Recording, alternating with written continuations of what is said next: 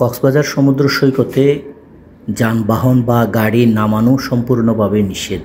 কারণ পরিবেশ প্রকৃতি রক্ষায় প্রশাসন এই পদক্ষেপটি গ্রহণ করেছে।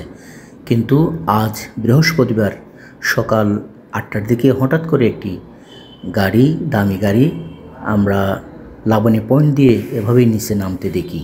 লাবণী পয়েন্ট ঘুরে গাড়িটি যখন আবার উপরের দিকে উঠতে যাচ্ছিল, তখন সেখানে দায়িত্বরত লাইফগার্ড কর্মীরা এভাবেই গাড়িটিকে আটকিয়ে যিনি ড্রাইভিং সিটে বসা ছিল তার সাথে কথা বলেন।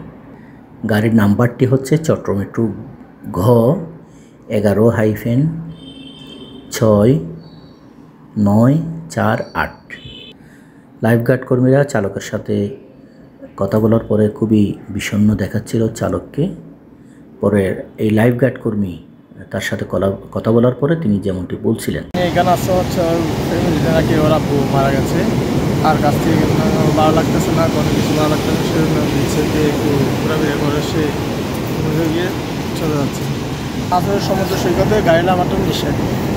তার কাছ থেকে যখন গাড়ি নিয়ে ঘুরে এখানে চলে আসছিল, তখন ওকে দাঁড়িয়ে আমি জিজ্ঞেস করছিলাম গাড়ি কী জন্য নামাইছিলেন।